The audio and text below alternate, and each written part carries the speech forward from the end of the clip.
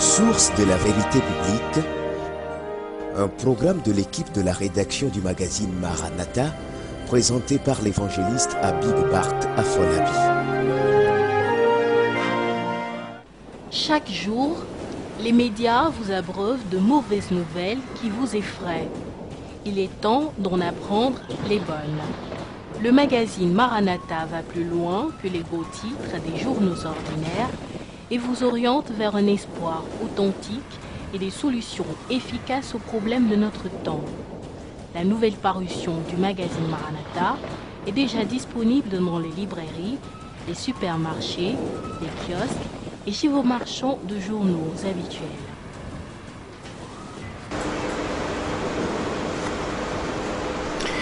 Chers téléspectateurs, chères téléspectatrices, bonsoir. C'est au nom précieux de notre Seigneur Jésus-Christ que nous vous saluons. Aujourd'hui, nous vous présentons une émission spéciale qui va se faire en français uniquement. Le samedi prochain, plaise à Dieu ou par la grâce de notre Seigneur Jésus, vous l'aurez aussi en élevé. Par une série de questions et réponses dans cette émission, nous allons donner un enseignement sur le chrétien et la politique. Évidemment, c'est un sujet d'actualité, un sujet qui préoccupe beaucoup de chrétiens aujourd'hui et nous vous prions de nous suivre avec attention. Et évidemment, notre pays est dans une année électorale, on reviendra tout à l'heure sur cet aspect, mais sur ce plateau avec moi, nous avons l'évangéliste Habib Bart Afolabi. Il n'est plus à présenter à vous qui suivez à chaque moment cette émission, mais sachez aussi que avant d'être évangéliste, homme de Dieu, M. Afolabi est un journaliste chevronné. La preuve, il est le directeur de publication du magazine Maranatha.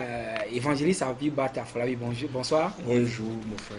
Voilà, nous allons directement attaquer le débat ou le thème, le chrétien et la politique. Dans nos deux dernières émissions, nous avons eu à parler des 52 ans d'indépendance du Togo, de la manifestation du collectif Sauvons le Togo, organisé au monument de l'indépendance, du nouveau parti uni, bref, de la vie politique du Togo de l'indépendance jusqu'à nos jours, avec ce parfum de l'idolâtrie qui l'enveloppe, sans passer sous silence le travail de la CVJA que tout le monde connaît bien. Alors, tous ces sujets que nous avons abordés, M. Afolabi, relèvent-ils de la politique ou dites-nous si le chrétien peut faire la politique?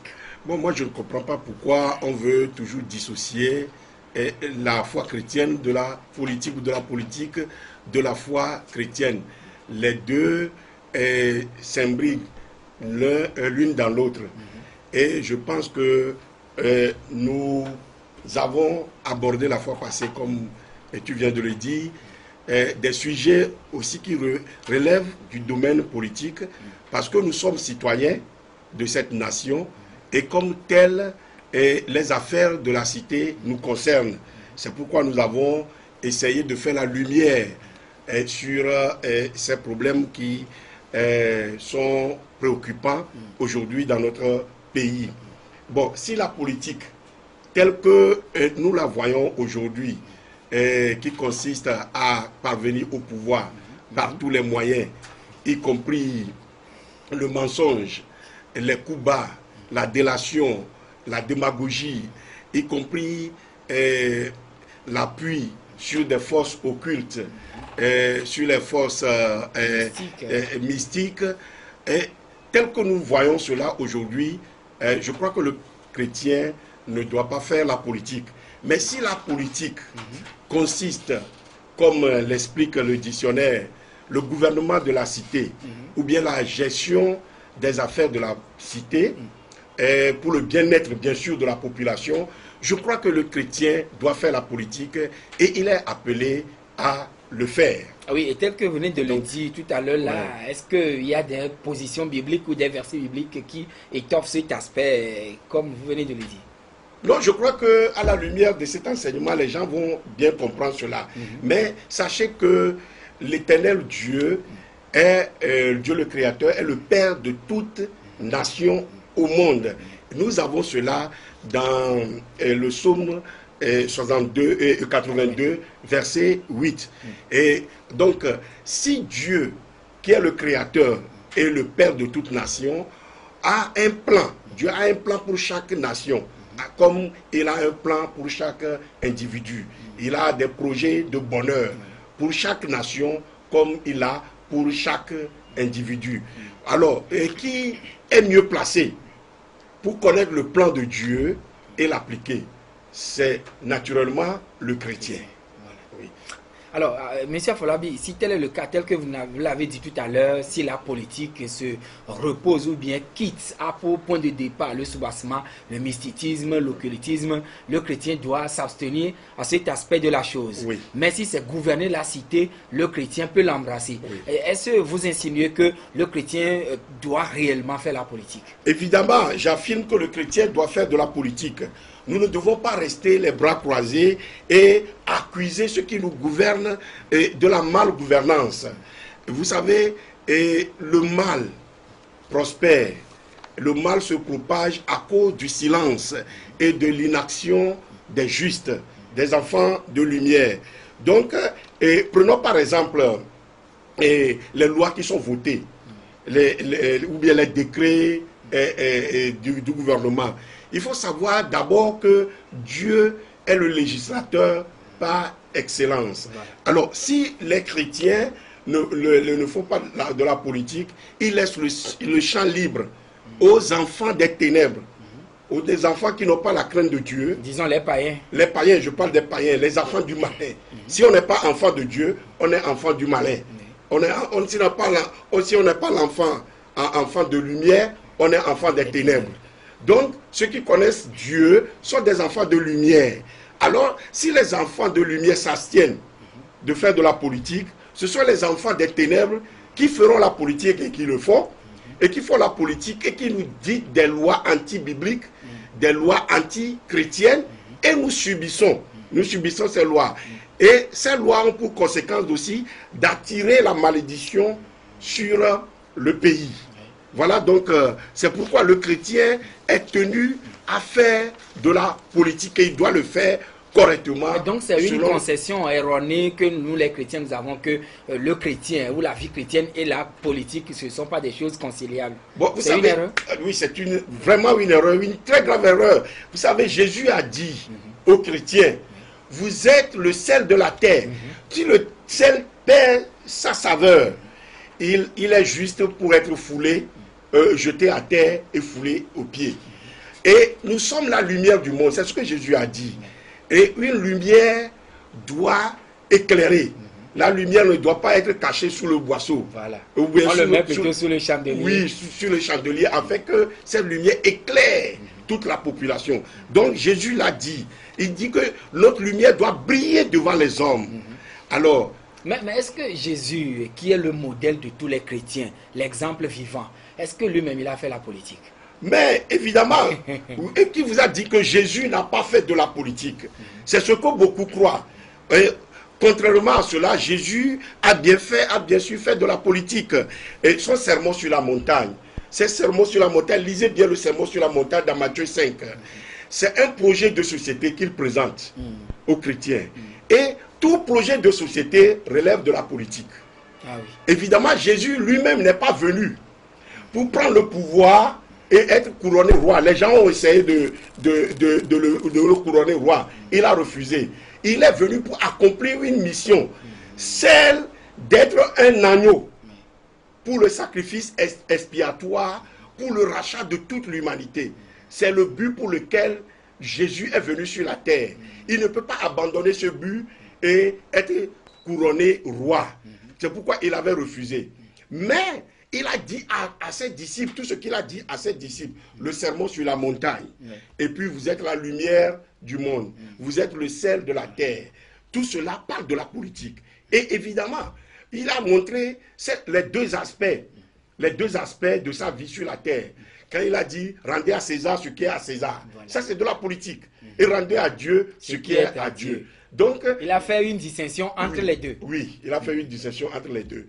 Donc, l'homme, en tant que citoyen de la terre, doit s'occuper des affaires de la terre et doit en même temps s'occuper des affaires de Dieu. Voilà ce que Jésus voudrait dire. Oui, mais tel que vous venez de l'expliquer, M. Afolabi, mais tout porte à croire que les chrétiens ne s'impliquent pas pleinement dans la politique, ou bien pourquoi on ne voit pas beaucoup de chrétiens s'investir dans ce domaine politique? Moi, je pense que c'est une très grave erreur des chrétiens, et surtout de l'Église. Pendant longtemps, on a confondu l'Église qui est une institution apolitique. Effectivement, l'Église est une institution apolitique. Et on a confondu cela au statut des membres de l'Église. Voyez, chaque membre de l'Église est un enfant de lumière. C'est un citoyen aussi du monde avant d'être citoyen du ciel. Donc, on a confondu les deux. Et l'on a enseigné que le chrétien ne doit pas faire de la politique. On nous a dit que la politique est un sale jeu. Alors, nous avons laissé le champ libre, comme je l'ai dit, aux enfants des ténèbres, aux enfants du malin. Et ceux-ci se sont saisis de l'espace vide pour parvenir au pouvoir et nous gouverner et avec, souvent même avec méchanceté. Jésus même l'avait dit dans sa parole. Il avait dit que ceux qui nous ont assujettis nous gouvernent, nous dirigent avec méchanceté. Et voilà, donc, si l'Église fait partie de la société civile, donc les affaires de la cité aussi concernent l'Église. Mais plus encore, je pense que si les affaires de la société doivent concerner l'Église et que l'Église est apolitique, l'Église doit aujourd'hui cesser d'être une salle d'enregistrement ou bien une salle d'attente pour le ciel seulement. L'Église doit au contraire être aussi, je dis bien aussi, une école, un laboratoire ou une sorte d'université.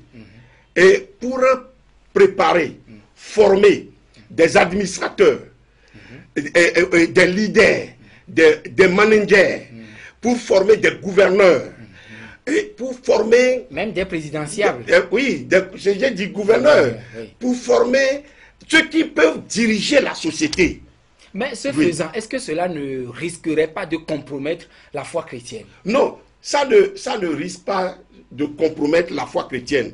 C'est-à-dire que j'ai dit tout à l'heure que notre foi, on ne doit pas la dissocier de la vie quotidienne que nous menons. Même notre foi ne doit pas être dissociée de la vie professionnelle. C'est pourquoi nous sommes la lumière. Donc, l'Église doit former des gens, surtout, qui ont la crainte de Dieu, qui connaissent d'abord Dieu, qui ont la crainte de Dieu, qui sont pétris de foi pour pouvoir gouverner la cité, pour pouvoir gérer la cité.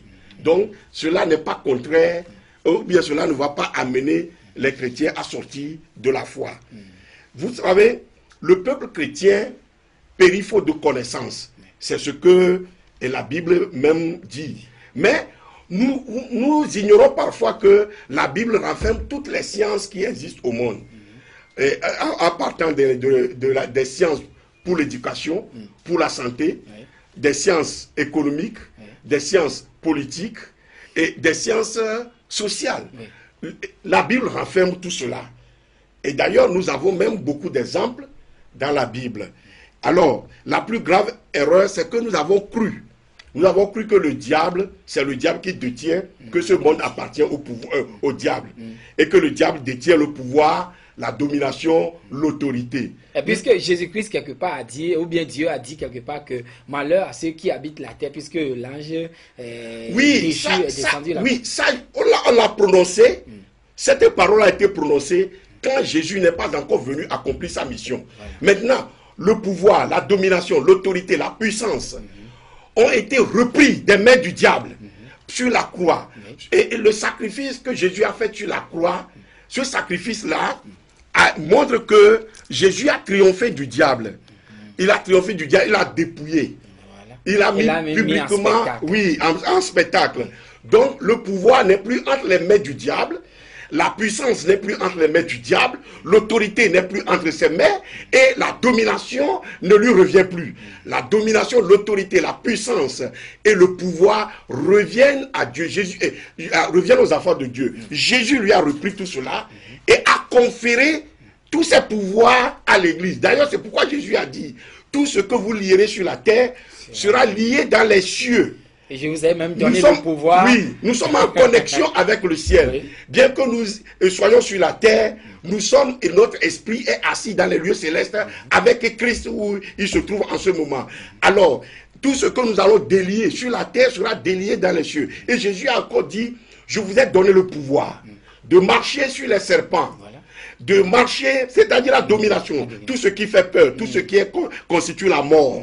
Donc de marcher sur les scorpions, sur toute la puissance de l'ennemi. Et il a dit, rien ne pourra nous nuire.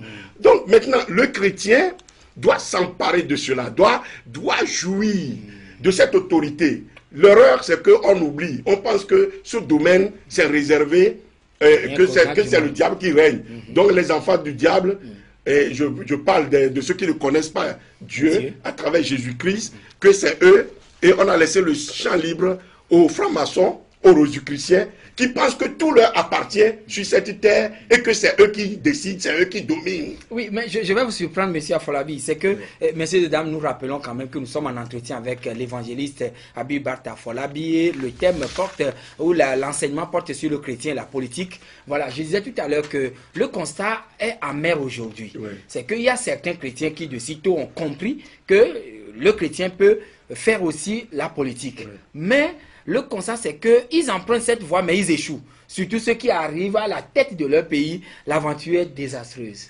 Oui, pourquoi cela? Oui. Vous savez, d'abord, Dieu a un plan pour chaque pays, comme je viens de le dire. Il a un plan pour chaque individu.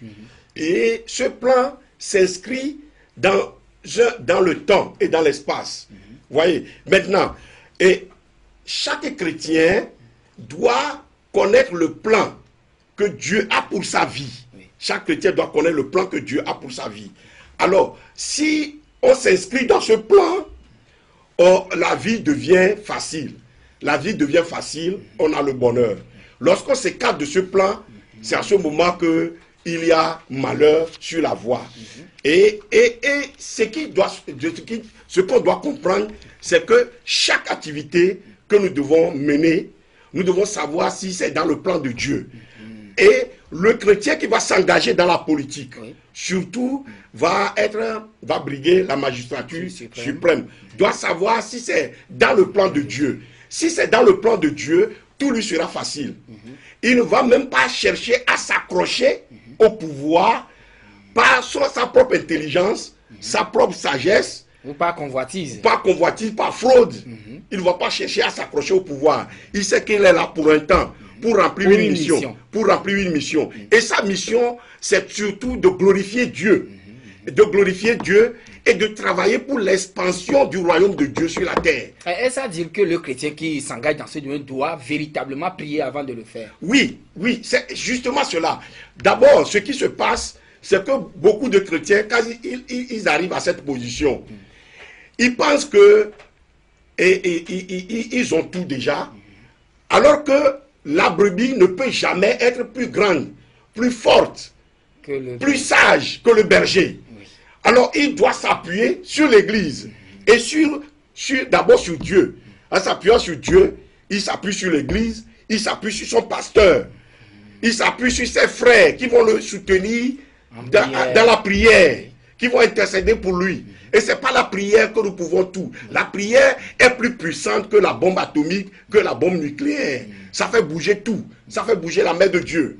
Alors, il doit s'appuyer sur ces frères-là. Mais là, lorsqu'il pense qu'il est arrivé là, par ses propres moyens, sa propre intelligence, sa propre sagesse, il commence à négliger la prière, l'étude de la parole de Dieu, la Bible, quotidiennement. Il commence à négliger cela.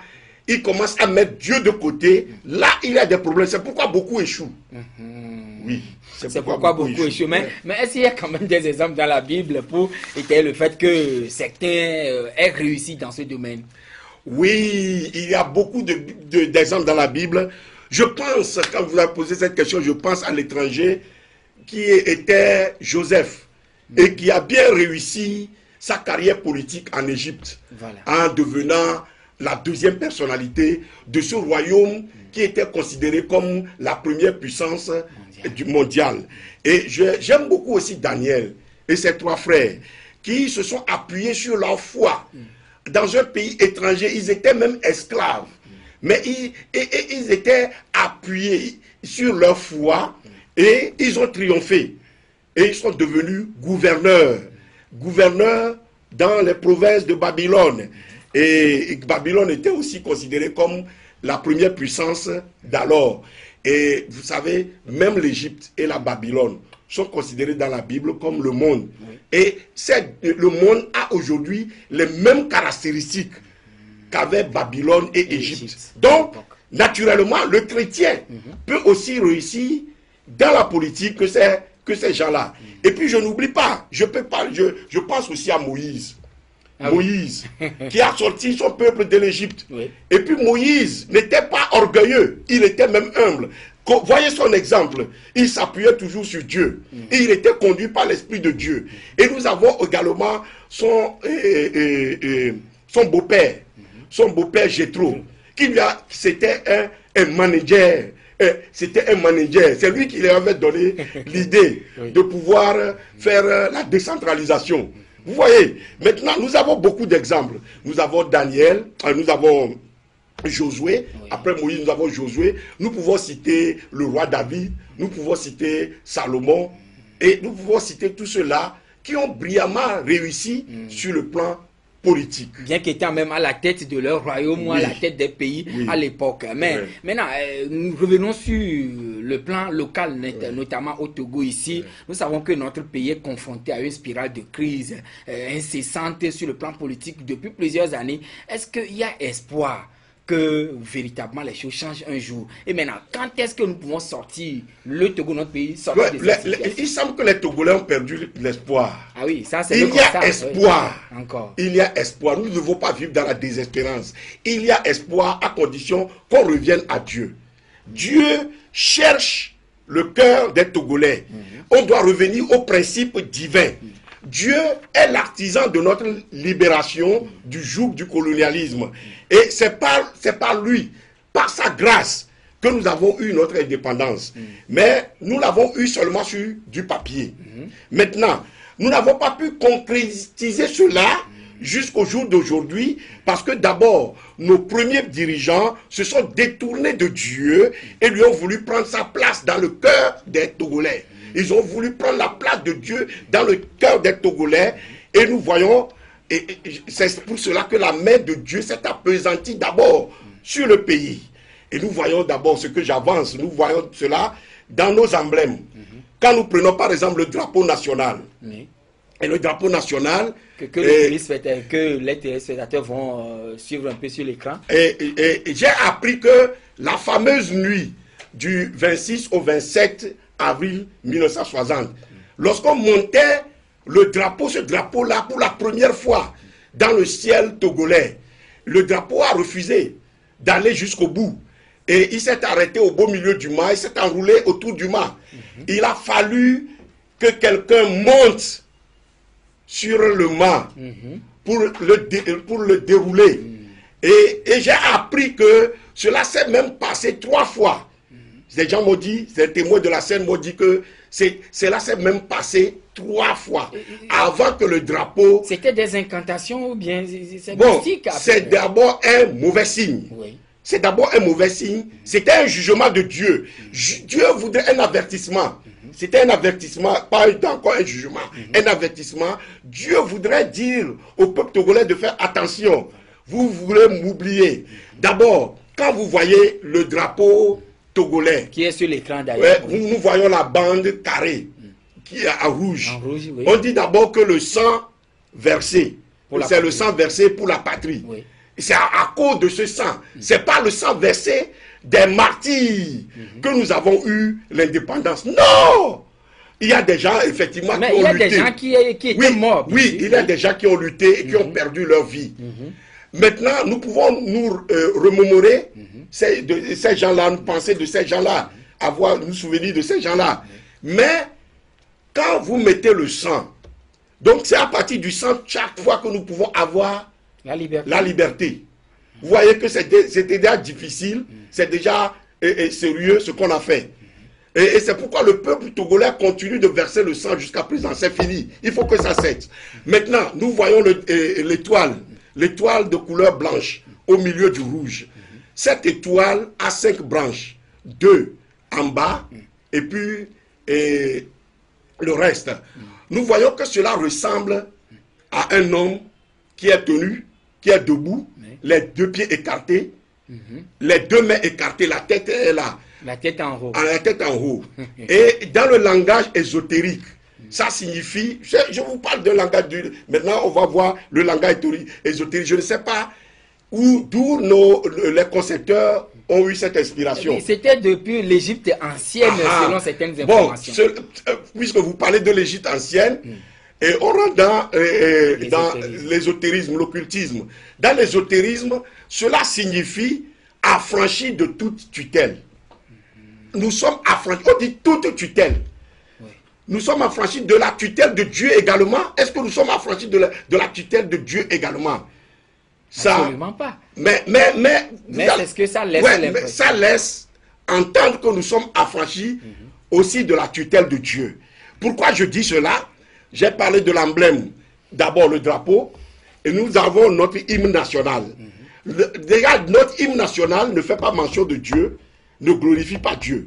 Notre hymne national, bien sûr, on a cité le nom de Dieu dedans, bon, dans un des couplets. Mais notre hymne national magnifie avant tout la terre. C'est pourquoi on l'a appelé la terre de nos aïeux. Magnifie la terre, les créatures, au lieu de rendre gloire, de rendre grâce à Dieu. Et ce qui est mauvais, que nous devons déplorer, c'est que il y avait eu deux hymnes qui étaient retenus. À l'époque. À l'époque. Il y avait eu l'Éternel bénisse le Togo et Salut à toi, pays de nos aïeux. Maintenant, on a retenu, on a rejeté Salut à toi, on a rejeté l'Éternel bénisse le Togo, qui est une prière d'intercession pour ce pays. Et si ça dit que c'est une prière d'intercession que les Togolais devraient réciter tous les jours. Et devraient adresser tous les jours et implorer la grâce et la bénédiction de Dieu sur cette nation. Nous avons rejeté cela et nous avons mis à sa place un hymne qui nous plonge tout le pays dans l'idolâtrie. Oui, nous étions en 1960. Oui, et si à l'époque... Ça c'est en 1960. Oui, quelqu'un avait quand même pensé à Dieu à cette époque. Et ça dit qu'il était minoritaire face à ceux qui n'étaient pas du côté de Dieu. C'est pourquoi sa chanson était rejetée. Non, c'est-à-dire que ceux qui avaient siégé pour retenir l'hymne là, je pense que c'est des occultistes, des mystiques. Et ils n'ont pas la connaissance de Dieu, ni la crainte de Dieu. C'est pourquoi ils ont rejeté la prière adressée au Dieu créateur, qui est le Père de la nation. Et ils ont pris la prière qui est adressée à la terre et aux membres des ancêtres. Parce qu'eux-mêmes, ils comptaient sur leur propre foi. Ils croyaient que ce n'est pas leur propre intelligence, leur propre mérite, qu'ils ont réussi à arracher et sur papier l'indépendance aux colonialistes. Ensuite, je continue.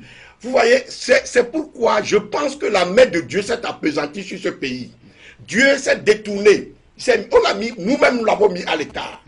Alors, il s'en est suivi un coup d'État, c'est-à-dire le premier coup d'État qui a vu l'assassinat du président de la République, qui était considéré comme le père de l'indépendance. Vous voyez, qui était considéré comme le père de l'indépendance alors que c'était Dieu. Il avait pris la place de Dieu. Et il s'en était suivi encore deux autres coups d'État. Maintenant, on a eu le chef et le feu, on a eu feu Eyadema. Quand Eyadema était venu, il a conduit le peuple dans la dictature, mais à son arrivée au pouvoir, il n'avait pas déjà instauré la dictature. C'est quand le peuple l'a encore mis à la place de Dieu et a commencé à l'adorer que la dictature est venue. Cette dictature, c'était la main de Dieu qui frappait le pays. Ça courrouçait Dieu. Ça rendait effectivement, Dieu furieux contre le pays. Mais mettez-vous à la place de Dieu. Les chansons chrétiennes, pour glorifier Dieu, on purifie ces chansons des noms de Dieu et on met à la place des noms de Dieu le nom d'un homme. Et qu'on a commencé à adorer. Mais vous pensez que Dieu serait content? Alors, et d'ailleurs même, et on a fermé les églises, quelques églises qu'on a considérées à tort, oui, à tort comme des sectes pernicieuses. On les a fermées, alors que l'église est appelée la colonne et l'appui de la vérité dans chaque nation. Maintenant, les ténèbres ont envahi alors notre pays parce que nous avons dit retour aux sources. à l'authenticité. Politique de l'authenticité, retour aux sources. Mais ce n'est pas encore fini. Maintenant, quand vous rejetez un nom de baptême, les noms de baptême, vous avez rejeté les noms de baptême. Quand vous rejetez les noms de baptême, vous rejetez le nom en qui ce baptême a été administré. C'est ça, c'était ce qui s'était passé. Donc le peuple togolais avait rejeté Dieu. Et Dieu a laissé le peuple togolais dans la misère. Souffrir. Oui, c'était un châtiment de Dieu. Jusqu'à ce que, quand les gens ont commencé à crier, faut si nous sceller, vous vous rappelez, oui. Avant 90, en 90, le peuple s'est réveillé. Le peuple s'est réveillé, il a commencé à chanter. C'était au palais de justice. Oui, que le pouvoir revienne à Dieu, que l'autorité revienne à Dieu. Quand le peuple a commencé à chanter cela, qu'est-ce qui s'est passé? Nous avons eu la conférence nationale dite souveraine. Et cette conférence a eu le mérite de mettre Dieu, de reconnaître Dieu dans la préambule de notre constitution. Mais pourquoi Dieu nous a encore laissés dans la salle? Ceux qui ont participé à cette conférence, nos leaders, personne n'était humble parmi eux. Tous avaient le désir, le sentiment de vengeance. Voilà. Et si alors Dieu, que la vengeance appartient à Dieu. Oui. Et si Dieu laissait quelqu'un parmi eux venir au pouvoir, Dieu laissait quelqu'un parmi eux venir au pouvoir, qu'est-ce qui allait passer? Il allait être pire que Yadima. Parce que les gens vont le prendre pour leur messie.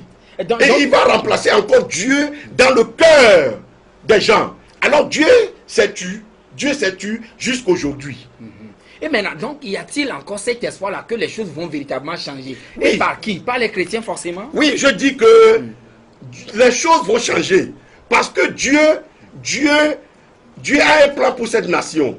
Et il va toujours intervenir, quel que soit, comme la Bible dit, et comme le premier président aussi l'avait dit, quelle que soit la longueur de la nuit, le jour vient.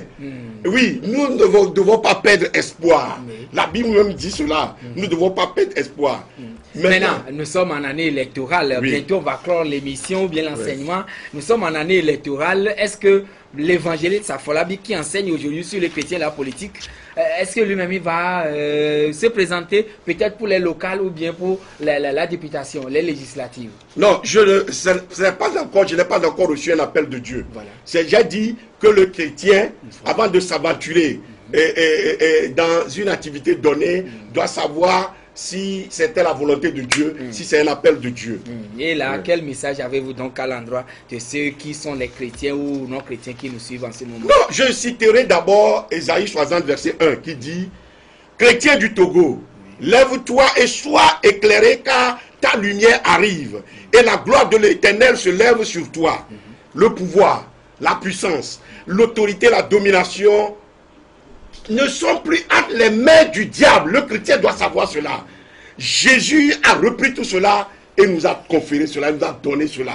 Et nous devons agir avec cette autorité que Dieu nous a donnée, cette domination que Dieu nous a donnée. Et nous devons agir selon la volonté de Dieu. Mais pas dans la violence. Non, pas, je dis dans la volonté de Dieu. Ça dit que je parle des gens qui connaissent Dieu et qui ont la crainte de Dieu. Donc ces gens-là ne doivent en aucun cas utiliser la violence pour parvenir au pouvoir ou bien réclamer quoi que ce soit. Donc à ceux qui sont dans la politique ou bien veulent s'y lancer, je veux leur citer Josué 1, versets 8 et 9. Vous connaissez Josué 1, versets 8 et 9 qui dit que ce livre de la loi ne se loin pas de ta bouche. Médite-le nuit et jour, afin que tu réussisses dans tout ce que tu entreprendras. Oui. Des questions sont en suspens, mais je permettais que je puisse profiter et poser cette question la dernière à mon niveau. Si un chrétien au Togo ici veut faire la politique, veut embrasser la politique, doit-il militer au niveau de l'opposition ou bien au niveau de la mouvance présidentielle? Non, il faut qu'il soit guidé par le Saint-Esprit.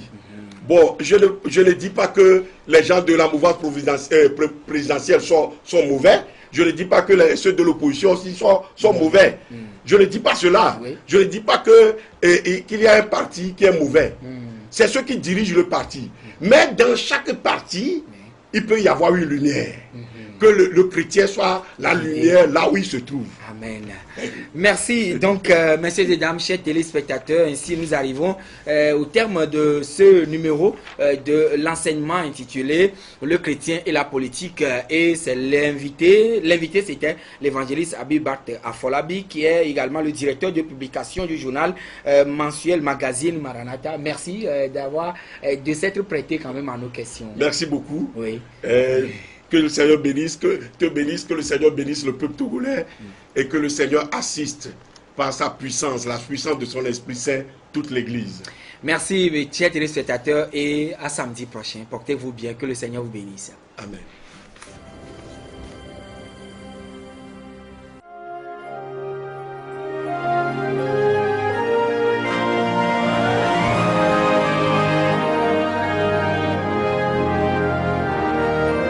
Certitude. Aux sources de la vérité biblique, un programme de l'équipe de la rédaction du magazine Maranatha, présenté par l'évangéliste Habib Bart Afolabi. Soyez à notre rendez-vous le samedi prochain à la même heure. Pour vos questions, réactions ou problèmes spirituels, contactez-nous au 90 03 60 86, 99 47 93 87, 22 32 82 99 ou écrivez à magazine maranatha@yahoo.fr. Que le Seigneur vous bénisse.